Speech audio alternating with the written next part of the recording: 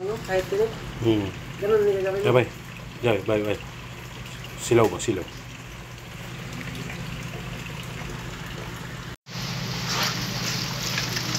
Hindi ko makikita yan, pre. Hindi. Delete. Tatanggal ako ng ano eh.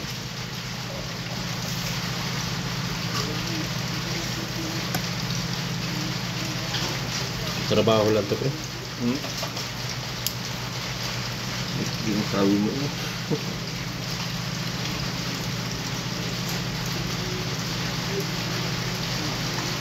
Putang, nakalawa. Alam mo ko. Sakit ka na.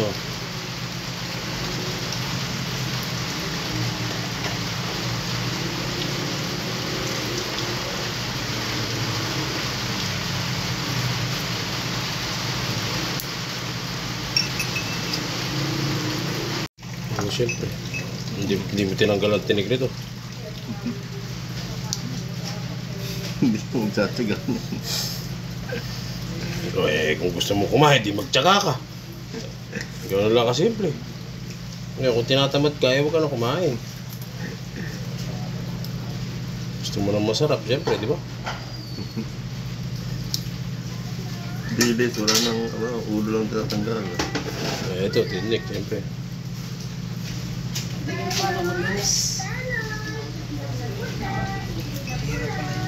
Kukuha ka, malinis ka, tulong ka.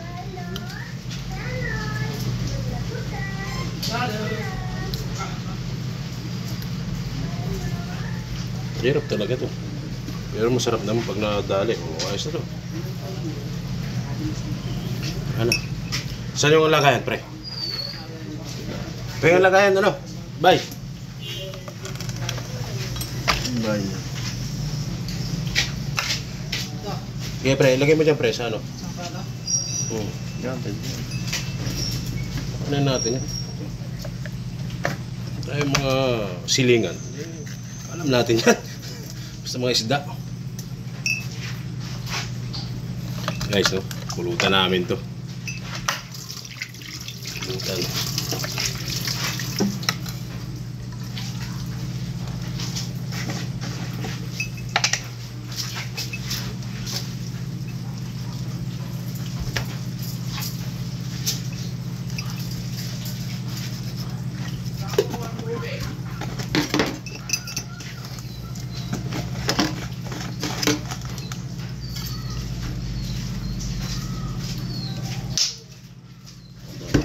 Ang dami naman.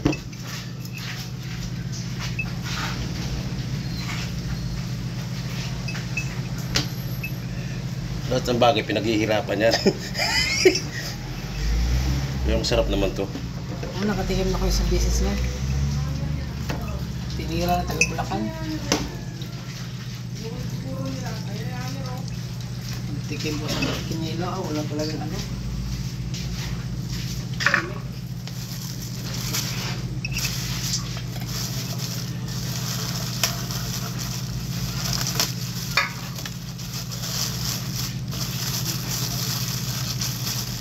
Ang laki ko, gagayahin ko yan.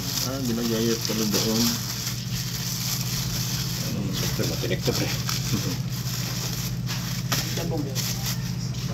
Surprise. Na. Natikim ka na ito.